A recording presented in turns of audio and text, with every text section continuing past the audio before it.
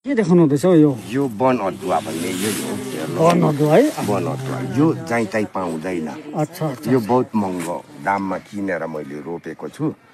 1500 को यति नै हो 2 केजी 1500 कै हो हजुर 2 केजी रोपेको यो पाली मैले फैलाएको छु यतिखेरको पेटमा हेर्नुहोस् हर्दीदेखि ल्याएर हाम्रो यो घरमा रोपेको अदुवाहरू पनि सबै खाक्रा खुक्रुक सुकेर मुनिको गाँठा मात्रै रहेको हुन्छ ओहो वन अदुवा है ल हजुर यो चाहिँ यो उखाल्नु मिल्छ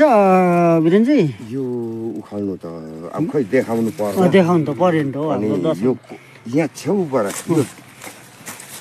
यो चाहिँ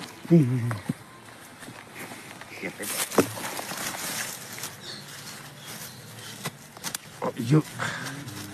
वन अदुवा भन्नु हजुर वन अदुवा यो चाहिँ नि हजुर के हो भनेदेखि 1 नम्बरी केको लागि चाहिँ हो यो चाहिँ 1 नम्बरी चाहिँ तपाईको हामीहरू कन्या केटा कन्या केटी हुन्छ नि हजुर हजुर यो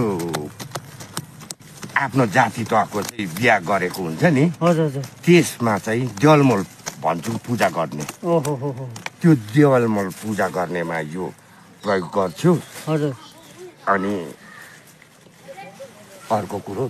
जङ्गली पूजा गर्छ नि जङ्गली पूजामा पनि यो चाहिँ काम लाग्छ ओहो हेर्नुहोस् यो खाँसी खोकीदेखि लिएर हात खुट्टा खाने सबै यसमा चाहिँ यसले चाहिँ जाति गर्छ यो मजाले धुएर बोक्रा तासेर दालमा चियामा अनि पानीमा बेलुका भिजाइराख्यो भनेदेखि हामीहरूले अब कमसेकम 1 गिलासको दरले चाहिँ हामीहरूले गऱ्यौँ भनेदेखि खायौँ भनेदेखि हाम्रो जिउहरू पनि यस्तै स्ट्रङ हुन्छ वन अदुवा भन्नु है ल हजुर भनेपछि यो चाहिँ एकदमै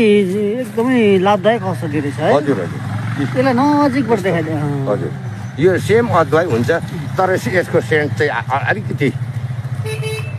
बेग्लै हुन्छ मिठो ओहो हुन्छ हुन्छ हुन्छ